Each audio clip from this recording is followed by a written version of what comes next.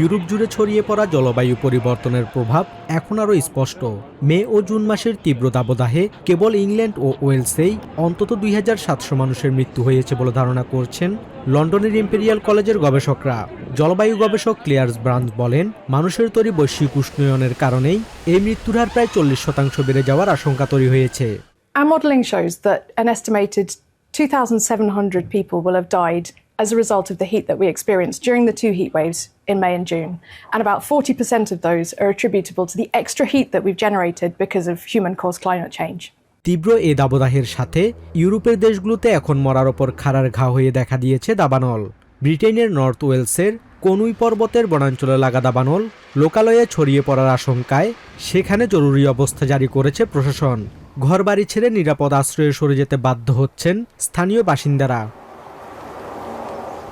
একই পরিস্থিতি ফ্রান্সেও। প্যারিসের দক্ষিণাঞ্চলীয় বনাঞ্চলের আগুন নেভাতে বিখ্যাত সিন নদী থেকে পানি সংগ্রহ করছে বিশেষ অগ্নি নির্বাপক বিমান। অন্যদিকে স্পেনের দক্ষিণ পূর্বাঞ্চলীয় আলমেরিয়ার প্রদেশে ইতিহাসের অন্যতম ভয়াবহ দাবানলে 7000 হেক্টরের বেশি বনভূমি পুড়ে ছাই হয়ে গেছে এবং অন্তত 13 জনের মৃত্যুর খবর পাওয়া গেছে। ক্ষতিগ্রস্ত এলাকা পরিদর্শনে গিয়ে স্পেনের প্রধানমন্ত্রী পেদ্রো সানচেস জরুরি সুরক্ষামূলক ব্যবস্থা জোরদার করার ঘোষণা দিয়েছেন। আগুন লাগার পর কেবল ব্যবস্থা নিলেই হবে না, আমাদের এটি প্রতিরোধ করতে হবে। শহরগুলোর চারপাশে নিরাপত্তা বলয় তৈরি করা প্রয়োজন। বিশেষ করে তরুণদের এই ধরনের জরুরি পরিস্থিতি মোকাবেলায় শিক্ষা প্রতিষ্ঠান থেকেই প্রশিক্ষণ দেওয়া শুরু করতে হবে।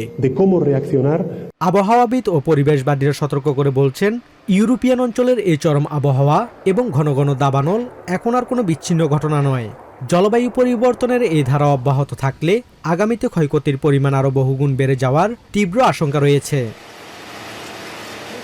Basudebnath, TVN24 news desk.